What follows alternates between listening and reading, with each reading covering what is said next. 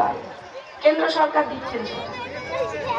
খেয়ে ফেলেছেন সেটা আলাদা বিষয়, টিএমসি সরকার খেয়ে ফেলেছেন সেটা আলাদা একটা পার্ট, আলাদা একটা রুচি। এই রুচি যে টয়লেট খেয়ে ফেলবো, জল খেয়ে ফেলবে, জল খাওয়ার জিনিস পান করেন কি কার্ড, তাকে বলে যেন স্বাস্থ্য সাথী। আমাদের পশ্চিমবঙ্গ মানুষের জনগণের তার কাছে, দিদিমণির কাছে আমাদের জিজ্ঞাসা, স্বাস্থ্য সাথীর কার্ড যদি সত্যি এত মূল্যবান হয়, তাহলে স্বাস্থ্য সাথীর কার্ড নিয়ে কেন পশ্চিমবঙ্গে এত দামি দামি হসপিটাল?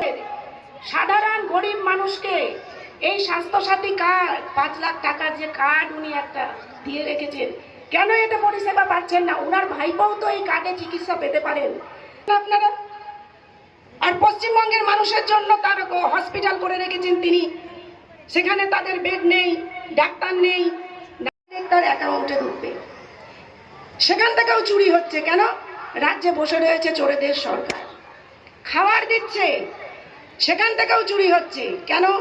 রাজ্যে বসে রয়েছে চোরেদের সরকার।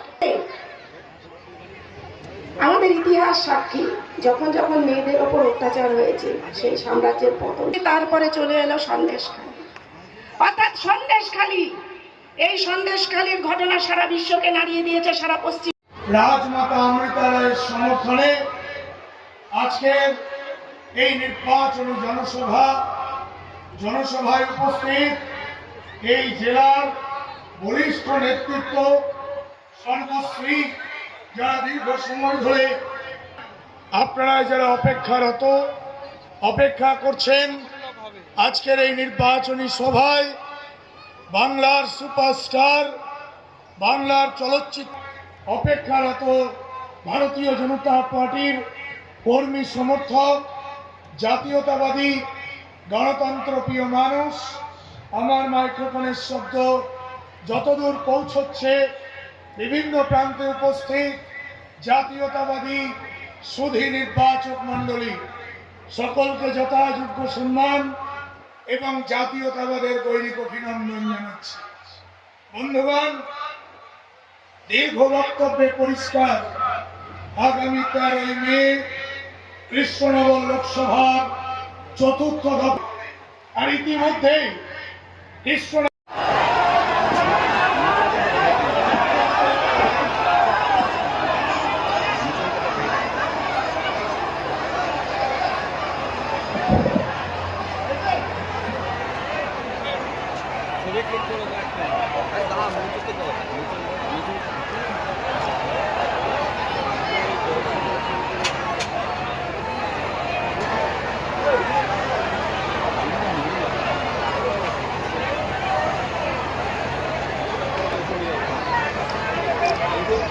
গেছে আমাদের মালা, আমাদের রানীমা, আমাদের প্রার্থী, আপনারা সবাই ভোট দিয়ে জেতাবেন তো? বলুন, রানীমাকে জেতাবেন তো?